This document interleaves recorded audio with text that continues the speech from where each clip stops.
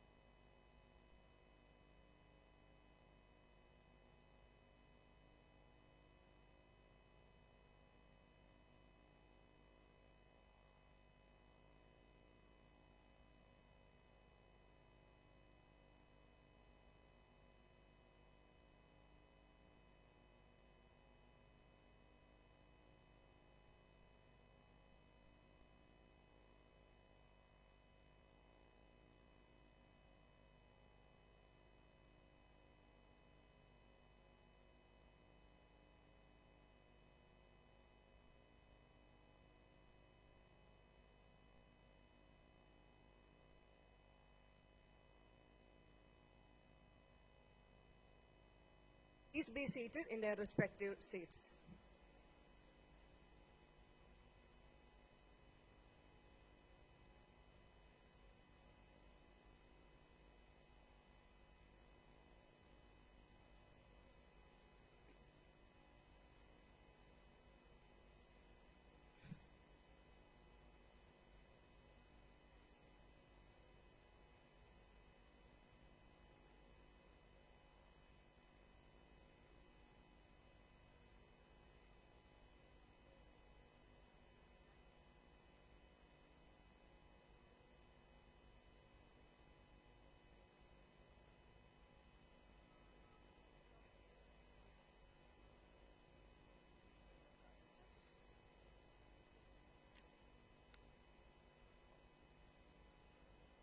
I request all the delegates to remain in their respective seats. We are about to begin the program.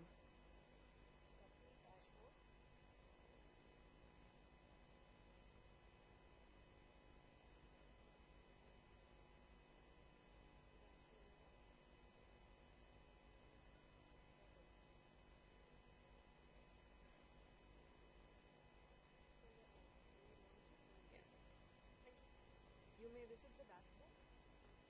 You may visit the dashboard.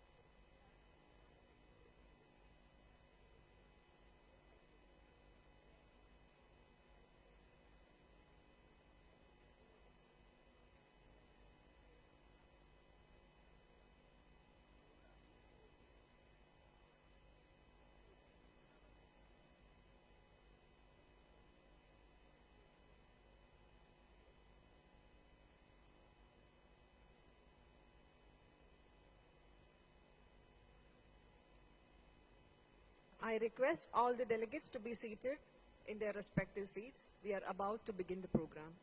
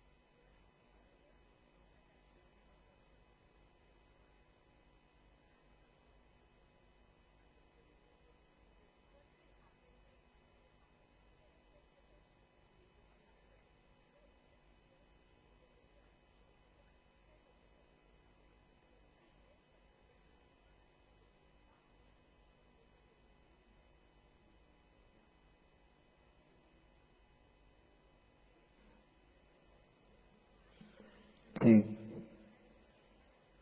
this.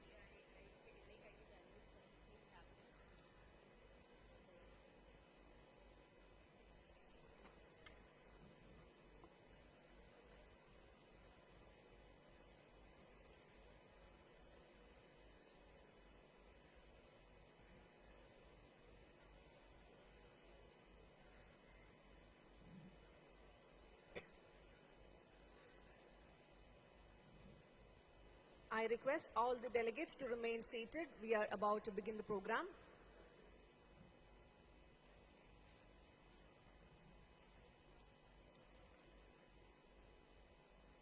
Let us all rise to welcome the Honorable Minister Hardeep Singh Puri, sir.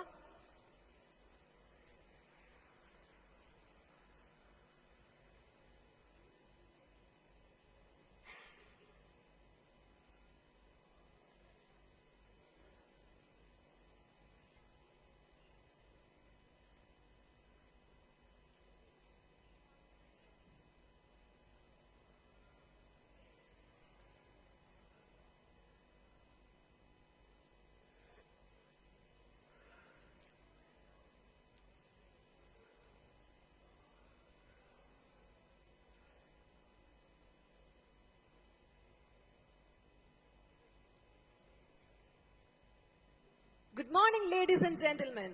On behalf of the Ministry of Housing and Urban Affairs, Government of India, I welcome you all to the annual flagship event, the 15th Urban Mobility India Conference 2022. The theme of the conference is Asadi at the rate 75, Sustainable Atmanirbhar Urban Mobility. I welcome you all to the inaugural session presided over by Honorable Chief Minister of Kerala, Sri Pinarayi Vijayan ji, and Honorable Union Minister, Ministry of Housing and Urban Affairs and Petroleum and Natural Gas, Sri Hardeep Singh Puri ji, for gracing the occasion. In the presence of Sri Elias George, National Head, Government and Public Services, KPMG in India, Sri Surendra Kumar Bagde, Additional Secretary, Ministry of Housing and Urban Affairs, Government of India, Sri Loknath Behra, Managing Director, Kochi Metro Rail Limited, on the dais, and other dignitaries and delegates of the dais. I welcome Honorable Union Minister, Ministry of Housing and Urban Affairs and Petroleum and Natural Gas, Sri Hardeep Singh Puri ji, onto the stage, along with Sri Elias George, Dr. Surendra Kumar Bagde, Sri Loknath Behra.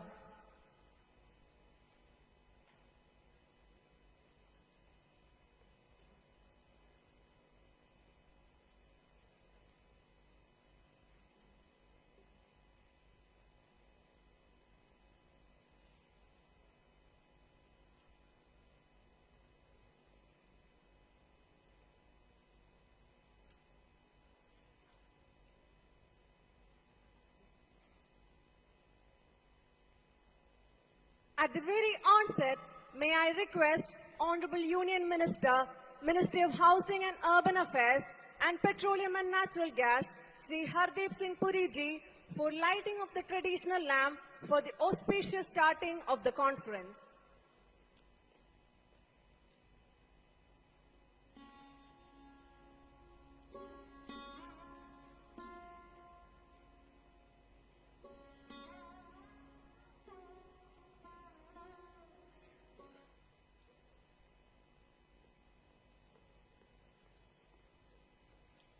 Let us all raise for lighting the traditional lamp and starting the conference.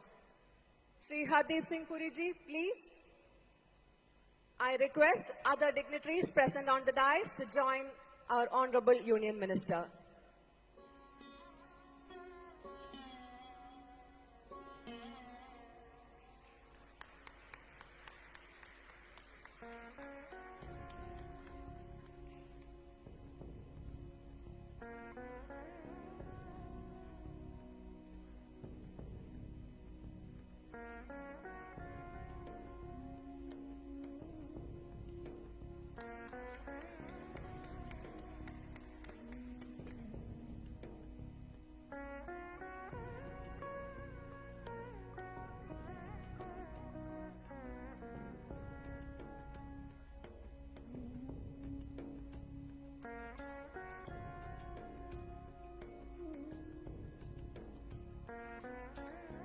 Thank you, sir.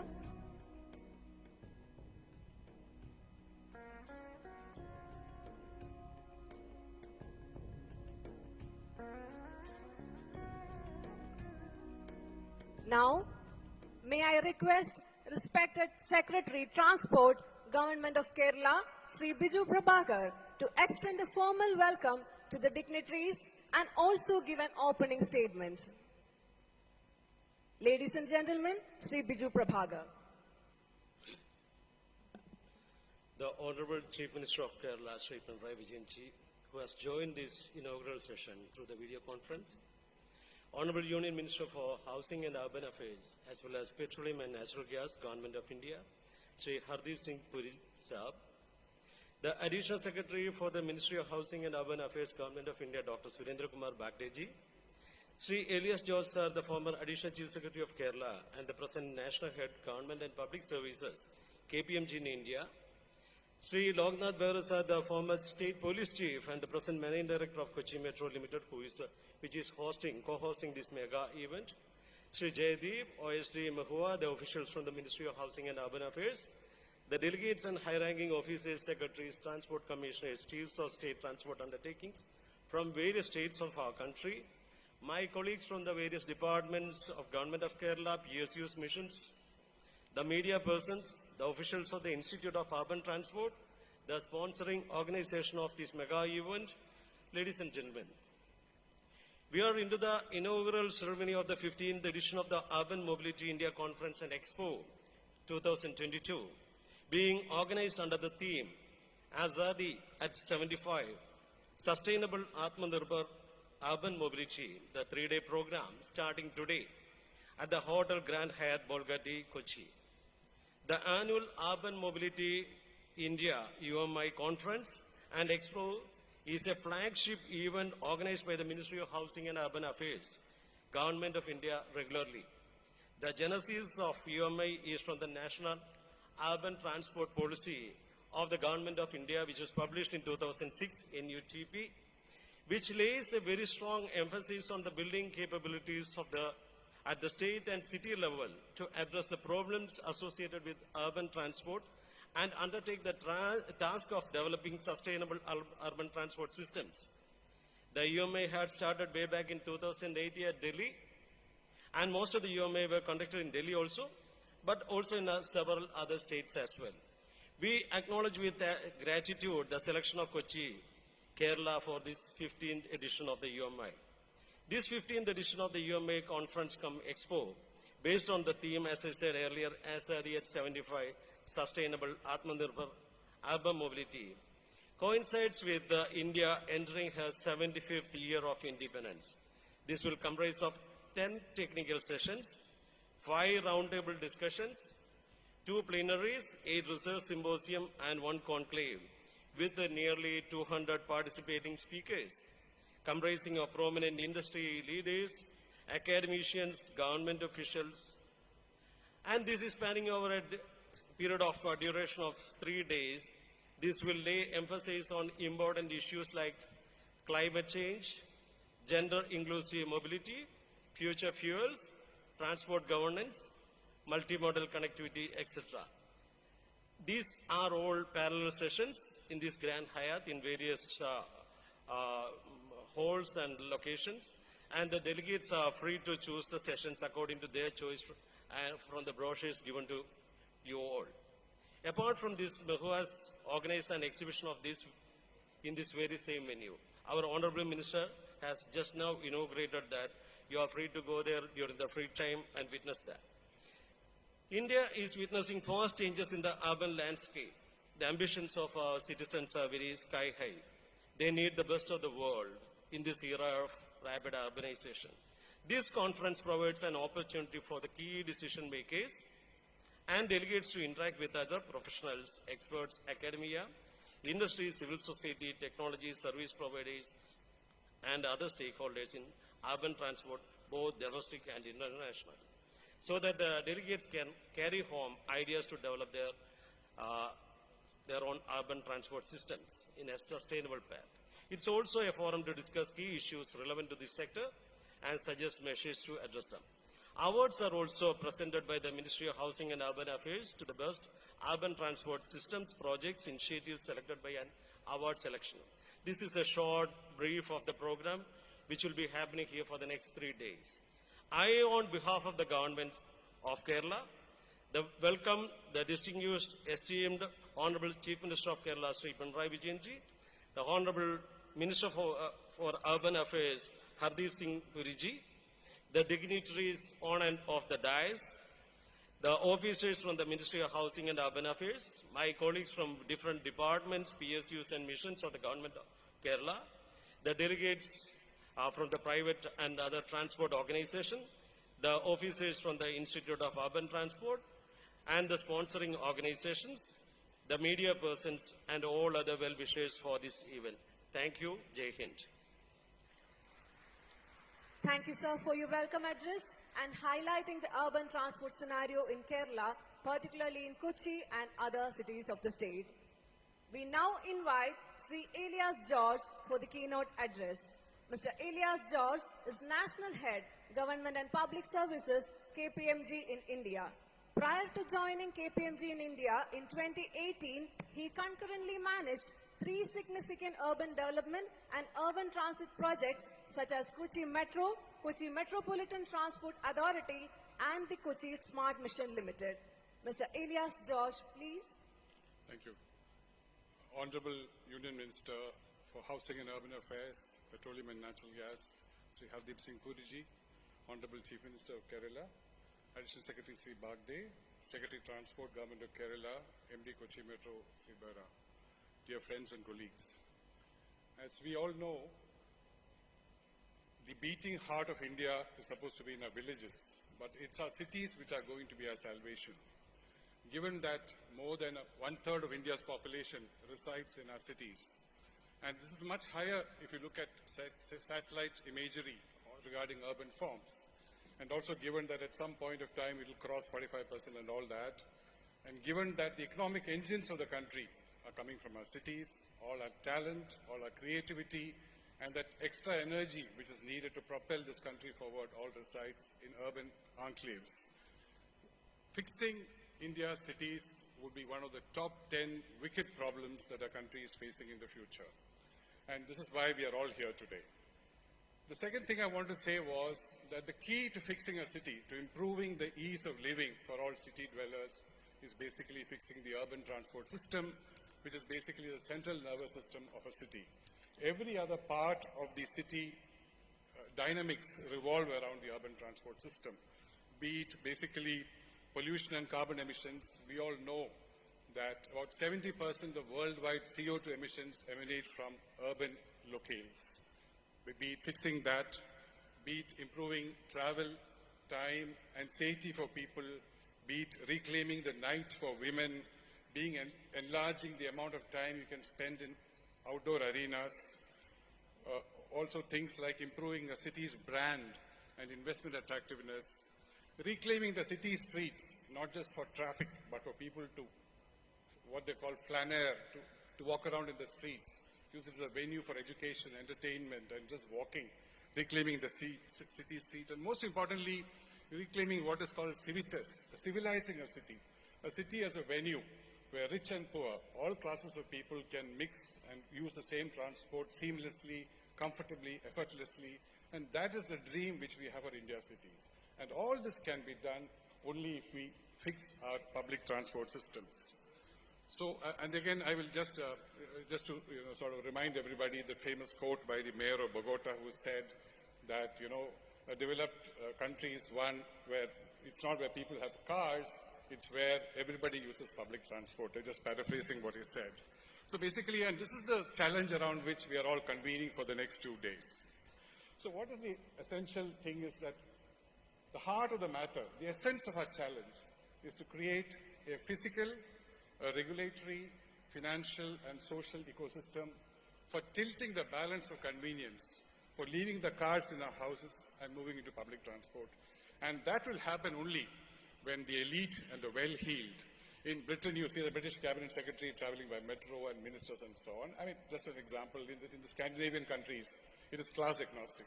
When are we going to have such a comfortable, convenient, and seamless public transport system which is so class agnostic? That will lead to spin-off benefits touching every aspect of civic life in our country. And that is the challenge we've all set before us in the days ahead.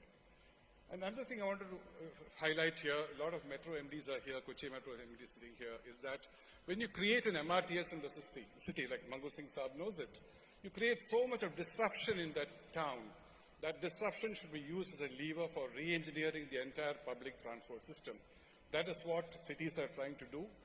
The major megapolises, what I call megalopolises, too much to handle.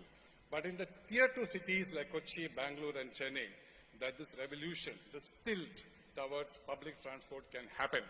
And I'm very pleased and glad that the city of Kochi, all the dignitaries are here, are one of at the forefront of this tilt of the scale towards ensuring that people like you and me use public transport in preference to our cars, because it's much more convenient, seamless, comfortable and faster. There is a dream that you move from anywhere to anywhere in a city in 15 minutes. That's a worldwide ambition. We are far away from that, and that will be the day when our cities are shining. So basically, what are the challenges involved in this shift? One is that it has to be completely commuter-centric. Everybody in India possesses a mobile phone. The mobile phone permeation in India is reaching the population numbers. Smartphones, 60% of the population. So basically, you must have the transport system on your cell phone, point number one. And I know that Kochi is doing that, trying to do all that, other cities also. Secondly, we must have seamless interchange from the metro to the water metro to the bus to the auto, etc. It must be completely comfortable, convenient, and without waiting times in between. The third thing, you all know this better than me, last mile connectivity. You must be able to walk home that half a kilometer in comfort, or cycle home, or take an auto home, etc. And of course, integrating land use, using the MRTS as a lever for re-engineering the entire residential dynamics or the commercial dynamics of a city. So basically, I won't take long. What are the challenges here? You know all this. I just want to refresh your memories. The Motor Vehicles Act, the amendment has a section 69, which provides a seed in terms of that legislative motivation. But frankly, that needs to be enlarged. It's got to be made mandatory. And that nudge, that legislative nudge is needed for cities like Kochi or Bangalore or Delhi or whatever to transit towards having a seamless interchange system. Hopefully one day this will get enlarged and sort of modernized. Secondly, and forgive me for being very frank, the problem with transport management in our cities is traditionally city governments have been regulatory weak entities because of various legacy issues starting from British days. And the transport management oversight has to migrate from the state capital to the city. That's not happening now. It's a people who know the streets, who know the alignments, who deal with the problems, who have to manage this transport, etc.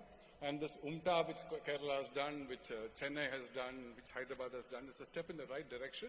But more needs to be done to migrate governance of transport into the city.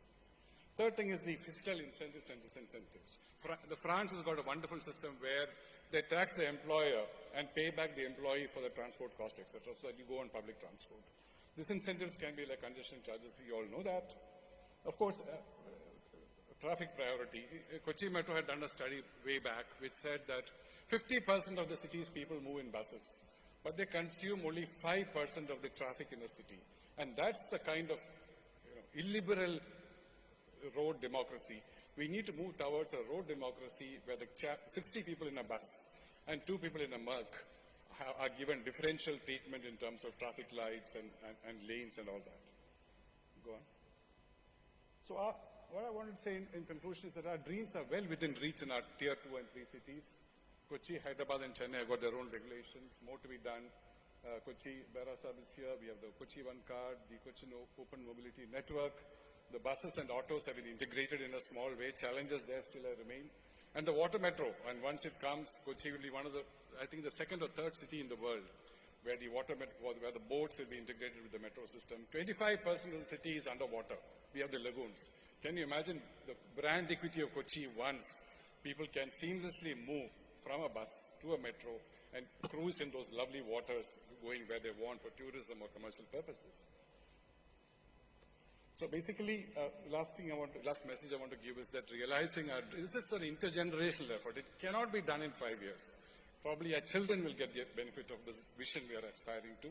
And this cannot be done by governments alone. If you want to realize your dream of a sustainable, seamless, integrated and convenient urban transport system, where we prefer to jump into that than to take our cars out of the garage, it has to be a coalition of everyone. Governments can't do it alone. city managements can't do it alone. There must be the popular will and the popular movement behind it. We need a movement towards integrating public transport. With these, I end my words. Thank you so much. Thank you, Sri Elias Josh, for your inspiring keynote address. May I now invite Honorable Union Minister of Housing and Urban Affairs and Petroleum and Natural Gas, Government of India, Sri Hardeep Singh Puri ji, to illuminate us with his outlook and perspectives and deliver his address. Honorable Chief Minister, Shri Pinarayi Vijayan ji, my friend and collaborator, Shri Elias George ji, Head of Government and Public Services in KPMG, Dr. Surendra Kumar Bagde ji, my colleague, Additional Secretary in the Ministry of Housing and Urban Affairs, Shri Biju Prabhakar ji, Principal Secretary, Department of Transport, the State Government, Shri Loknath Behera ji, Managing Director, Kochi Metro Rail Corporation, distinguished guests and dignitaries who have joined this program. Let me first of all say how happy I am that this 15th edition of the Urban Mobility India Conference and Exhibition is being organized in the beautiful city of Kochi. I express this happiness because Kochi has distinguished itself as an exemplar city for promoting seamless public transportation in urban areas. I'm also particularly happy this morning because I see not only in the first row but in other rows many friends and colleagues whom I have had the privilege of getting to know in the last 5 years that I have been Minister for Urban Transport, and about whose contribution to the organization and success of the ventures that we are undertaking in public transportation, particularly the metro system, I think needs to be applauded. I must share with you a personal experience. When I was a young diplomat, at the age of 22 or so, 22, 23, I went on my first posting to Tokyo. And I saw the contribution that the metro system was making in the city of Tokyo, which is a large megapolis. It was then also, and I am talking about the year 1976 beginning. It had a fairly heavy ridership in terms of numbers, was extremely well organized, and I used to wonder when we in India will embark on that journey. And the other day, I must share with you, when I was present with the Honorable Prime Minister at the inauguration of an urban transport thing. I think it was the Vande Bharat train from Ahmedabad to Mumbai, and I happened to recall and saying that now we are climbing the ladder of countries which are in the top few in terms of kilometrage on metro lines. I think we have reached 810 or so, if I am not mistaken. And we will soon have more kilometrage of metro lines than Japan, South Korea, and we will even catch up with the United States. I know China is way ahead. But one of the things that the Honorable Prime Minister said is that, and I think all of us should acknowledge, we have been able to learn from the experience of other countries. And today the metro lines that we are introducing, the kind of systems that we are placing, are incorporating the best practices that the others had. And in turn, I think, our process of indigenization is going to contribute to also an experience we will be able to share with other countries placed in the similar level of the developmental ladder. And I must again share with you a sense of satisfaction that I get, having been now associated with urban transport and the evolution of our metro systems and other urban transport systems over a period of 5 years, that when and 5 years is a long period. You can go to when the start of the process was done and you reach within a few years to the inauguration. Now, for instance, you see the ridership in Delhi Metro. It used to be 65 lakhs before the pandemic. We are fast approaching that. I see other metro systems in operation. I think the metro system in Kochi has about 80,000. I went recently to some other states. There is a widespread public acceptance of the need for efficient public transportation and the demands that we get from the state governments, because these are all capital-intensive systems. There is participation of multilateral funding agencies. There is a contribution by the central government. But it has become almost a matter of pride for state governments to want metro systems in their urban centers. To which our response always has been that we encourage that, but equally we encourage putting in place those kinds of systems which are better suited.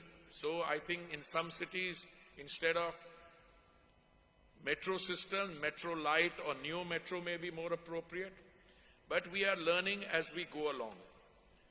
In the case of the KMRC, I want to congratulate them on the innovative Kochi Water Metro project, which will connect 10 islands through 15 routes and will cater to a daily ridership of more than 100,000 people across 78 kilometers of network. Not only will the water metro revive the traditional water trade and travel routes, once ubiquitous in the city, it will also provide a cheaper and more sustainable alternative to daily commuters. Inland water transport is inherently more energy efficient than road or rail transport, and such measures will go a long way in securing the ecological harmony in the state that is known globally as God's own country. I have the privilege at this point of time of being associated with two ministries, Housing and Urban Affairs, and also Petroleum and Natural Gas. I can share with you that the kind of contribution that the use of sustainable transport can make to our overall problems dealing with environmental pollution is something we should not underestimate.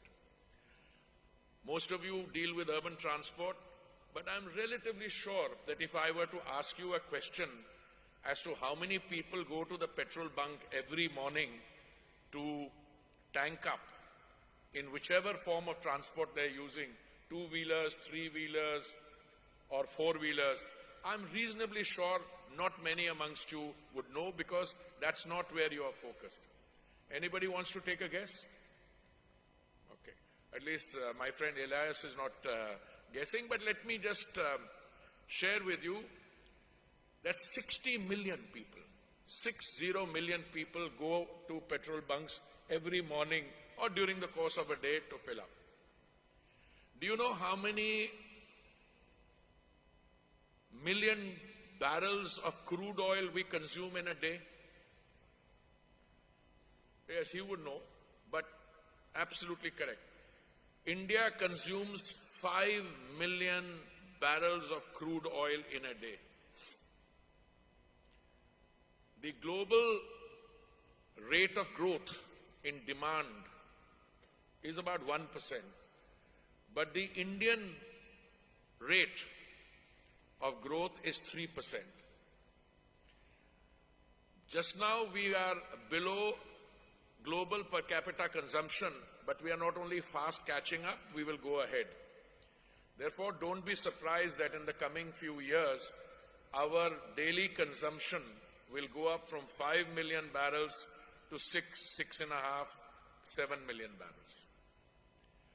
Equally, not many of us are familiar with the silent revolution that is taking place. Just now I was seeing this exhibition outside, and there was a three-wheeler rickshaw. And I asked the KMRC managing director, I said, show me where the battery is and what is the system you have in place here. And he told me that the battery system that they have. Why am I telling you this? Because we did a survey and we found that 70% of the traffic on our roads is two-wheelers and three-wheelers. Those two-wheelers and three-wheelers, bulk of them are on what are called replaceable batteries. So the technological revolution which is taking place there, here the system being followed is that the three-wheeler goes and charges at the station and spends 15-30 minutes. In other parts of the country, it's different. You just go there, take out your replaceable battery, put it in, take out another one, fix it and leave. With no wastage of time. We were doing, I'm just mentioning this as one example, we were doing 1.4% of biofuel blending in the year 2014 when the Honorable Prime Minister assumed responsibility.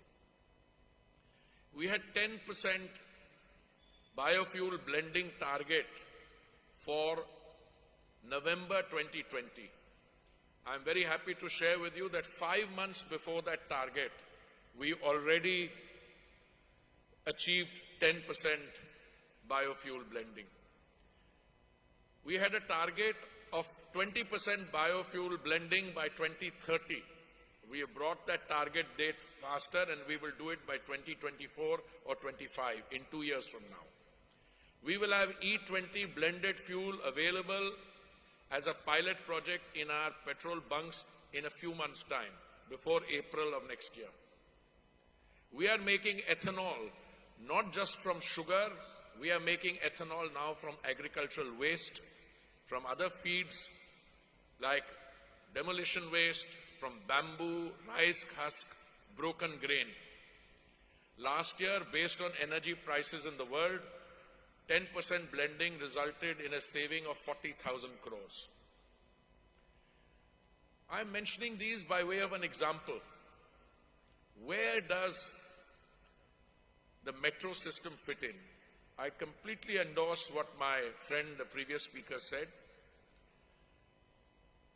And I think what I draw inspiration from is that we will reach a stage in which a professional, including all of you sitting in the front row, will one day decide that they are not going to use your personal transport to go to work, but you will leave your home, take advantage of the last mile connectivity, get into a metro, go to your place of work, and reach your place of work in 1/3 the time in an equal comfort and energy efficiency multiplied so many times over.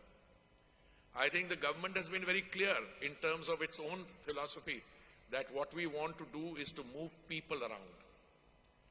Therefore, when I see, and in one way it is a sign of an economy which is doing well, when I see the sale of expensive vehicles and SUVs, etc., scoring up, that I think is a segment of our population indulging itself in terms of demonstrating what money can buy.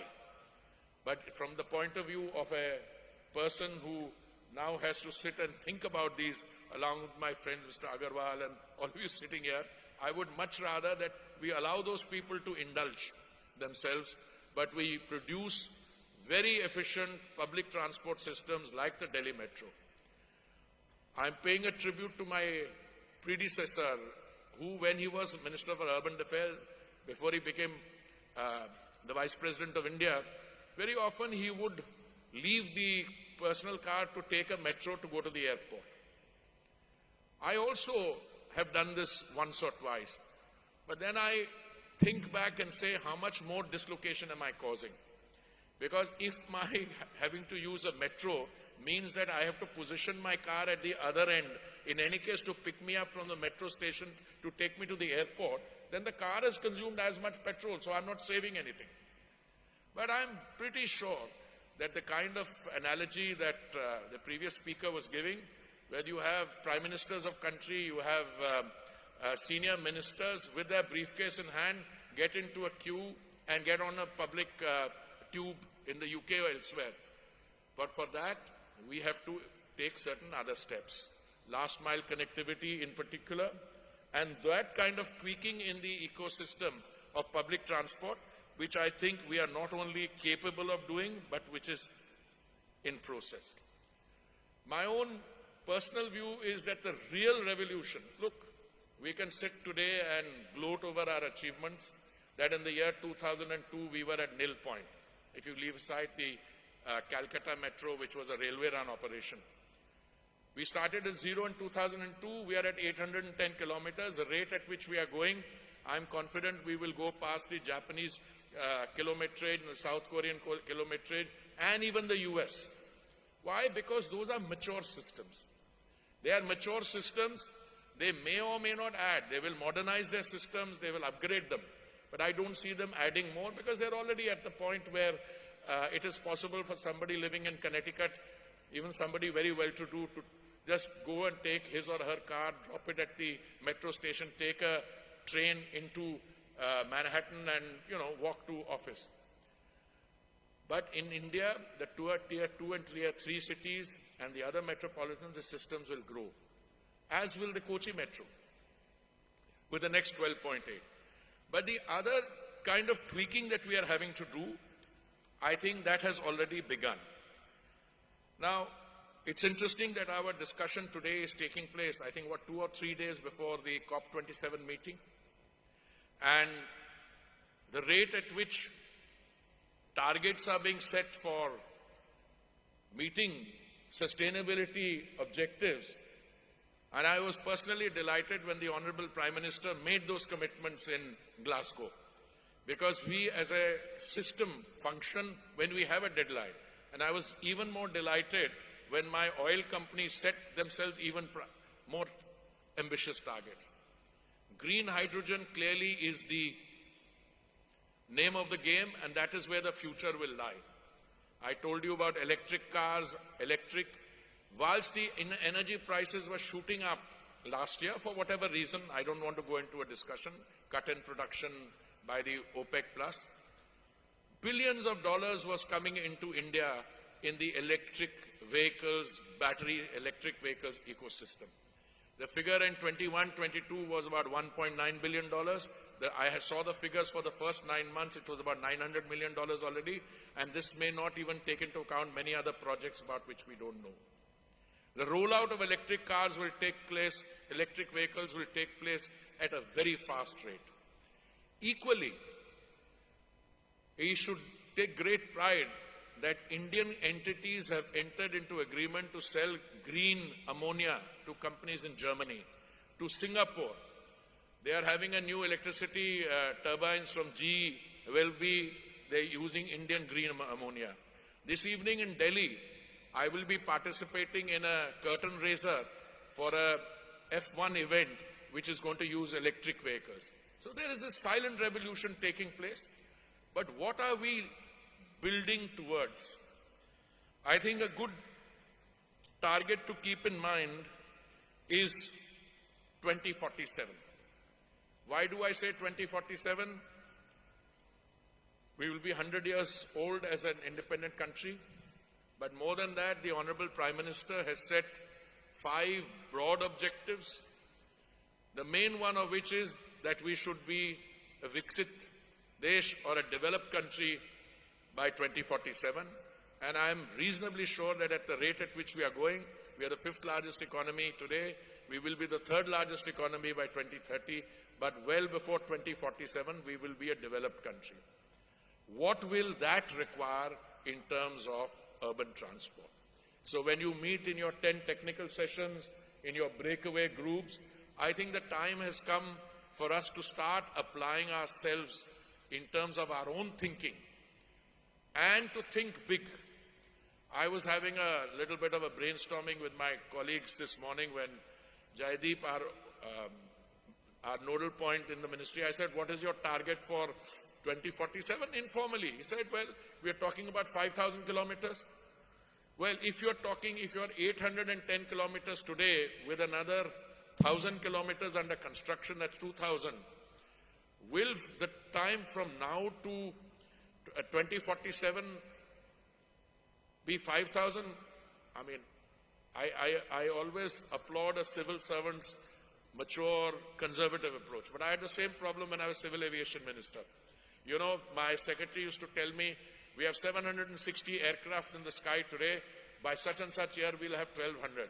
I said, I'm not a betting man, but I'm happy to take a bet with you. It'll not be 1,200, it'll be 2,000. Now, if you go around our airports and see how the planes are chock-a-block full, many of the aircraft are not being utilized, not because they don't want to use the aircraft.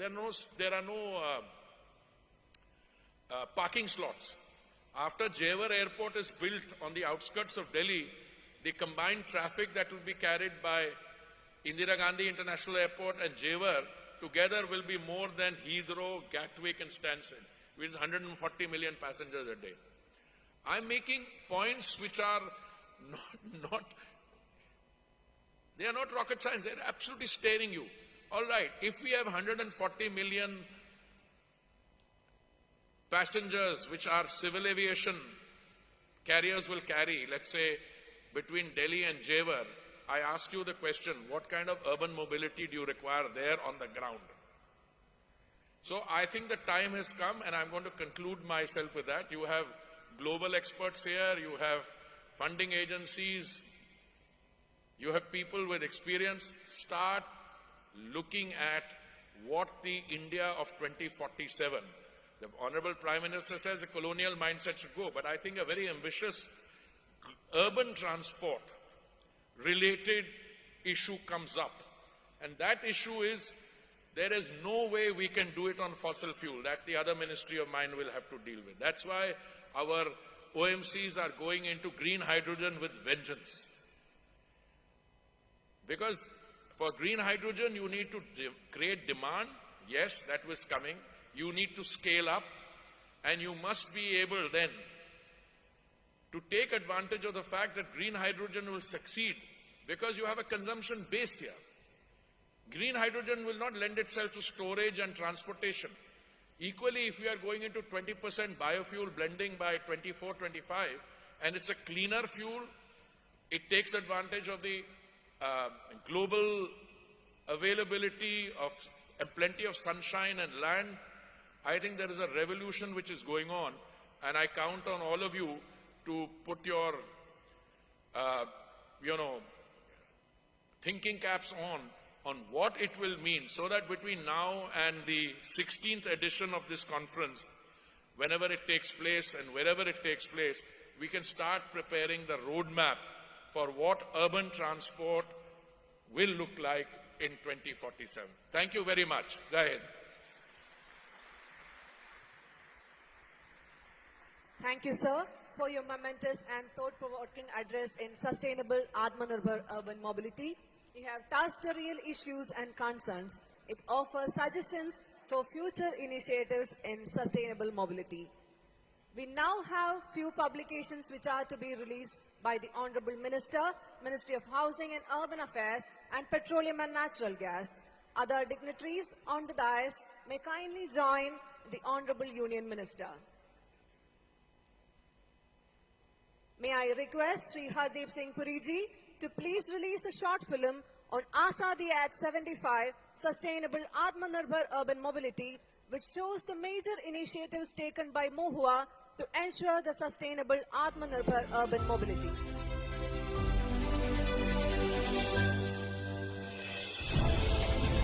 With India witnessing rapid urbanization, Our cities will become drivers of economic growth, bringing vast opportunities for development. In consonance with global commitments for sustainability, their evolution in the future will rest on a resilient, self-reliant and sustainable transport. 21वीं सदी के भारत को देश के शहरों से नई गति मिलने वाली है। हमें बदलते हुए समय और बदलती हुई जरूरतों के साथ अपने शहरों को भी निरंतर आधुनिक बनाना जरूरी है। In pursuance with Honorable Prime Minister's vision for betterment of every citizen's well-being and quality of life, urban transport systems are witnessing a massive overhaul across India through various policy initiatives and infrastructure development programs. With our metro network expanding across multiple cities, India has brought manufacturing of rolling stock alongside several other infrastructure components to its doorstep, thus becoming an export powerhouse. Providing new-age mobility solutions, transit-oriented development, IT-based startups and last-mile avenues have seen a prominent emergence in the past few years. Our prolific efforts to electrify mobility sector and explore greener alternatives of fossil fuels have intensified. Indigenization and standardization under Make in India and Vocal for Local initiatives will contribute significantly towards multi-dimensional growth and realizing our dream of Atmanirbharta in these evolving times.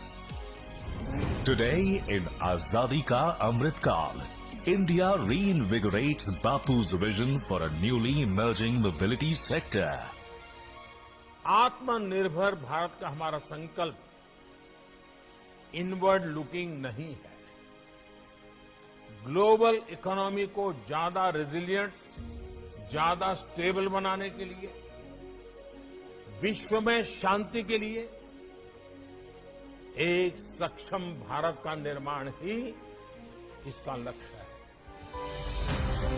Encompassing the spirit of Vasudhaiva Kutumbakam at COP26, one of India's Panchamrit Net Zero by 2070 is a promising step for greener mobility solutions towards realization of Ek Bharat Shreshth Bharat. Now, I request the Honorable Minister to kindly release the toolkit on Gati Dashboard on Urban Transport, which is an interactive and user-friendly dashboard for urban transport in India under the aegis of Ministry of Housing and Urban Affairs.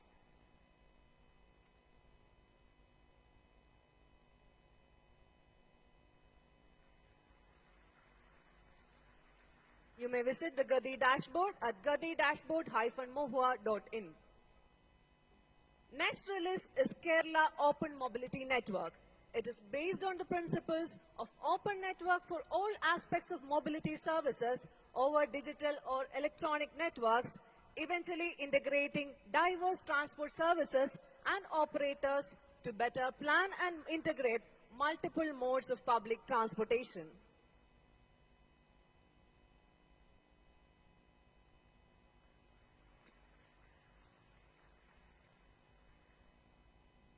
The next release is Green Urban Mobility Partnership Newsletter, highlighting the activities under the mobility sector. It is published annually by KFW and GIZ as part of GUMP. Another release is a compendium of e-auto electrification program in Kochi. It emphasizes on a fast and effective transition to three-wheeler fleets, which can be easily achieved through local policy action. The last but not the least is the release of India's electric vehicle transition, managing fuel tax revenue. It estimates fuel tax revenue losses from electronic vehicles and evaluates alternative taxation options for the government to recover these losses. Thank you, sir. May I now request Honorable Chief Minister of Kerala, Sri Pinarayi Vijayanji, addressing us from Trivandrum, to kindly give his inaugural address.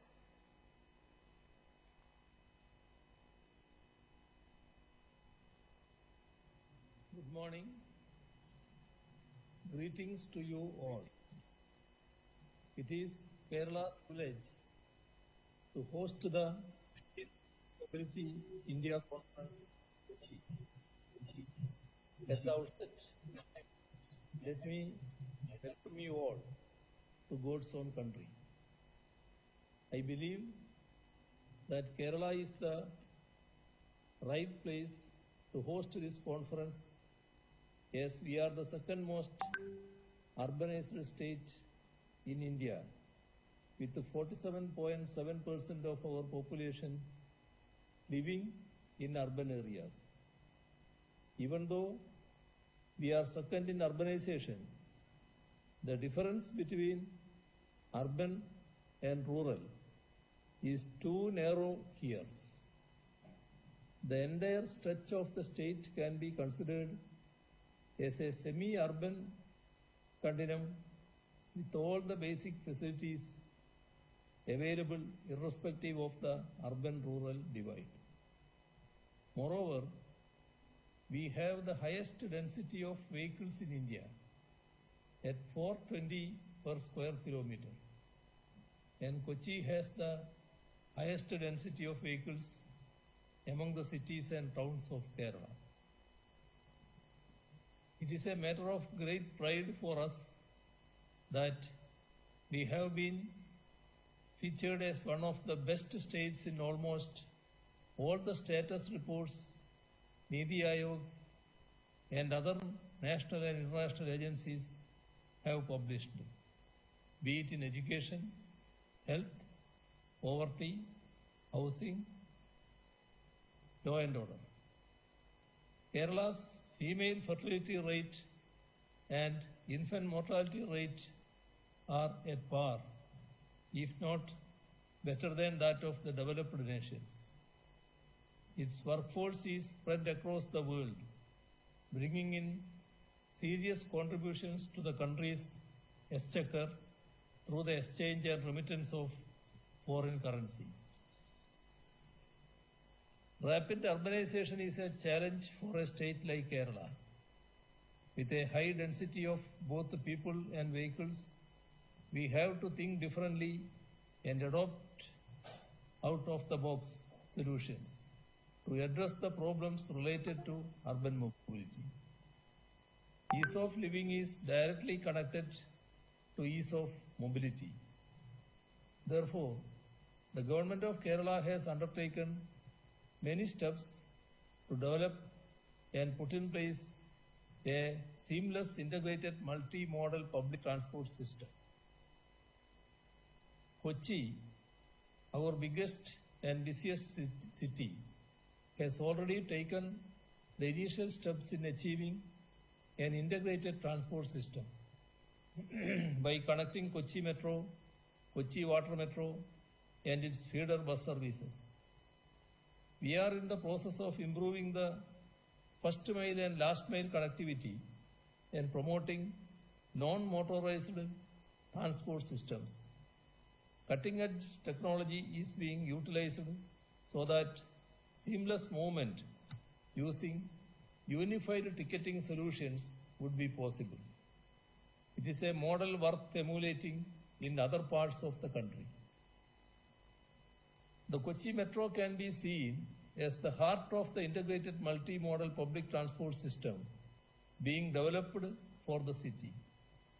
It was just 2 months back that its second phase was inaugurated. In its third phase, it will get connected to the Cochin airport.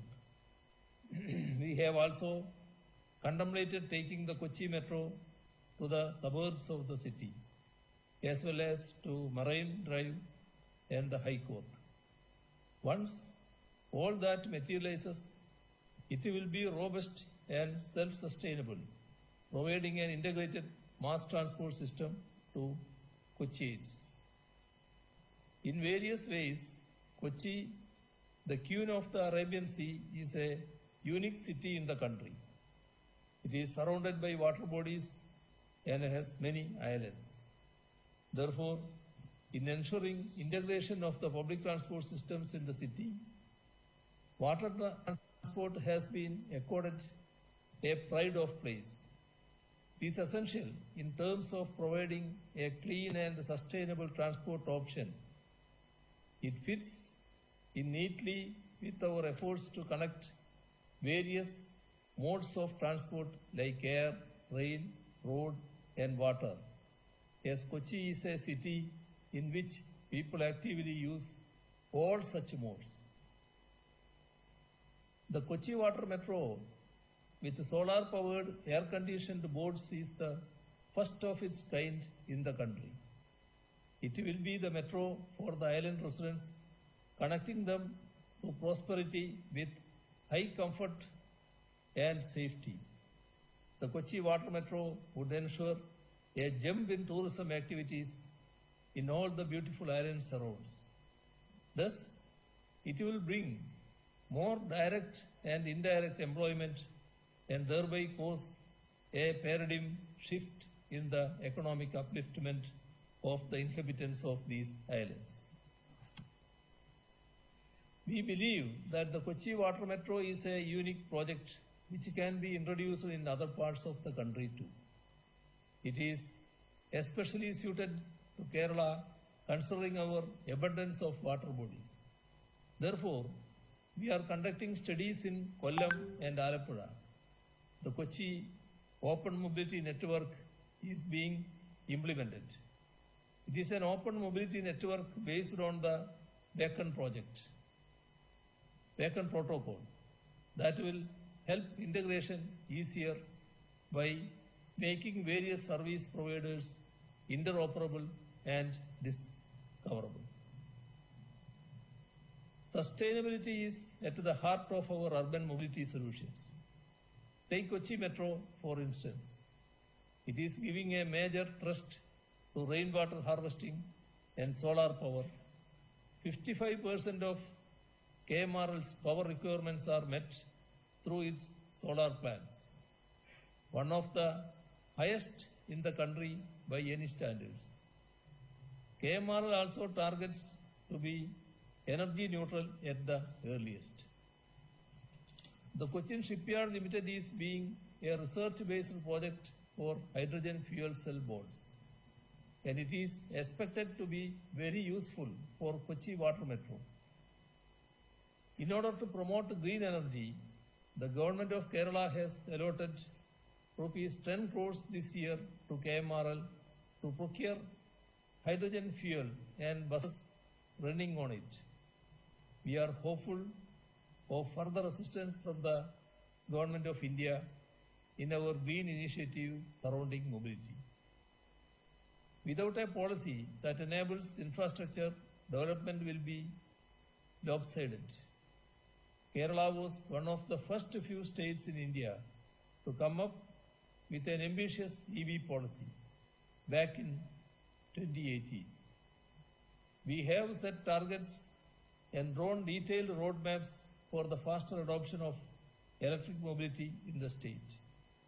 The government of Kerala offers a subsidy of rupees 30,000 for e-autos in order to bridge the viability gap of early adopters of electric mobility in public transportation.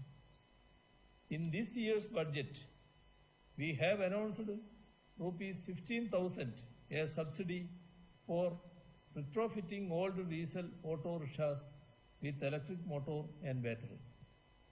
Electric vehicles also enjoy a substantial reduction of road tax, with the tax completely exempted for e-autos for the first 5 years.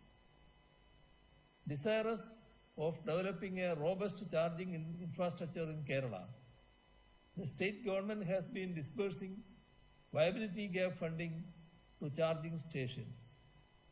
The Kerala State Electricity Board has pioneered the concept of electricity pole charging. In an attempt to provide public charging facilities to electric auto rickshaws and two-wheelers, they are in the process of setting up 1,500 chargers across the state. The Kerala State Road Transport Corporation is inducting electric buses into its fleet and looking forward to replace more internal combustion engine buses in the coming months. In another first in the country, the Enforcement Wing of Kerala Motor Vehicles Department has deployed around 70 electric cars for scouts engaged in inspections. In 2019, the government of Kerala had formed a unified metropolitan transport authority for the state to plan and manage the institutional role in achieving the integration of various transport systems. Our goal is to transform the public transportation in the entire state. We have approved light metro for the cities of Thiruvananthapuram and Kozhikode, which are our second and third populous cities. I gather that the comprehensive mobility plans for both the cities are being prepared as a prelude to the starting of light metro by Urban Mass Transit Company, a Government of India outfit. I am optimistic that we will get all support from the Government of India in the implementation of light metro in Thiruvananthapuram and Kozhikode. The national waterway connecting the north and south ends of Kerala is being renovated. National highway development in the state in going ahead in full swing. Of the infrastructure projects worth rupees 73,000 crore that we have taken up through the Kerala Infrastructure Investment Fund Board over the last 6.5 years. Rupees 34,893 crore is being spent in various projects that facilitate mobility. At the level of urbanization that we are seeing in the country, urban planning and the planning of urban mobility are very crucial to tackle the emerging challenges. As far as Kerala is concerned, we are committed to prepare a complete master plan for our cities by 2026. It will be a sustainable and resilient city development plan, and we intend to do it in consultation with the best urban planners and experts available in the country. We believe that public transport has to be sustainable, accessible, equitable, and affordable. We are working towards ensuring the same. This conference is certainly a great opportunity for us to understand the best practices and latest technologies available across the globe, which would help us in achieving our goals. Kerala is keen to learn from all of you who have gathered here. I conclude by thanking the Ministry of Housing and Urban Affairs, Government of India, for the trust they reposed in Kerala and Kochi for the conduct of this important conference. I also place on record our gratitude Sri Hardeep Singh Puriji for his continuous support to the development works in Kerala. I formally declare this 15th Urban Mobility India Conference inaugurated. Thank you. Thank you, sir, for your inspiring words. You have touched upon the core issues in sustainable Atmanirbhar urban mobility and your vision on the future of urban mobility, which will provide guidelines to check out the future initiatives in sustainable mobility in Kerala and other states. Now, in the honor of today's dignitaries present, we would present mementos as the symbols of remembrance and appreciation of this great day. I request Sri Biju Prabhagar and Sri Loknath Behra to present a memento with reverence and appreciation to Honorable Union Minister Hardeep Singh Puri, sir.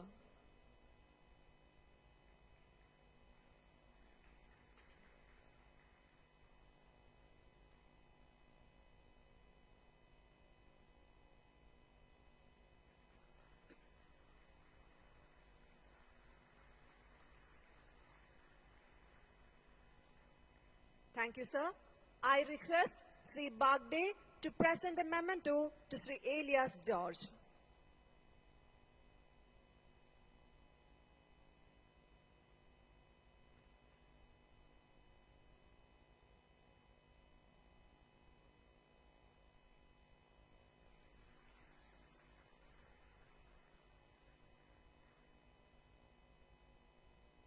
Thank you, sir. Now, let me invite Sri Jayadeep, OSD, Ministry of Housing and Urban Affairs, onto the stage to honor the guest of honors. I request Sri Jayadeep to present a memento to Sri Biju Prabhagar.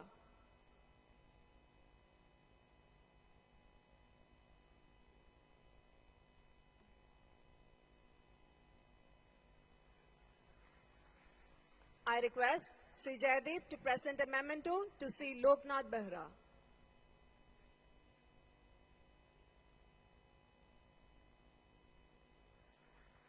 I request Sri Jayadeep to present a memento to Sri Surendra Kumar Bagde.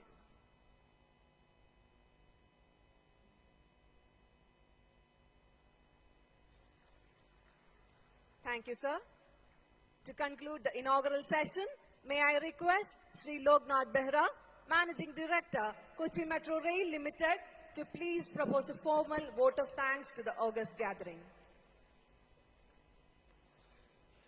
Honorable and esteemed dignitaries on the dais, delegates and friends, all of us today are in God's own country. And Kochi is the necklace of the god. Long back, when I was the police commissioner here, I spent around 4.5 years as police commissioner of this city. And I know this city ins and out, though I don't belong to this place. This is the most innovative, most intellectually correct city I have ever seen. And this is the right place any innovation on transport or traffic can take place, because the transport system in Kochi is very, very interesting, starting from what we call the country boats and ending in the most innovative water metro. Well, I assure the Honorable Minister, sir, what a great speech. I really liked when he spoke extempore, from the heart. What a vision. That by 2047, can we dispense with our private vehicles and depend fully on public transport? And that can be done. It is his wish and vision, and all of us have to work together to achieve that. Sir, I can assure you, sir, that you have talked about intermodal and integration of the transport system. We will show the way. We are very, very actually advanced in this stage, and by another 6-7 months, we'll show you the newest form of technology, how the integration can be done with cost effectiveness. For that, we are using the artificial intelligence and all those, which will be all on the experimental stage right now, sir. So thank you for a very profoundly interesting, heavy, and actually kick-starting speech. Sir, we, on behalf of the ministry, your ministry, KMRL, state government, and all the delegates and guests present here, thank you profusely for a great speech and for actually co-inaugurating this function.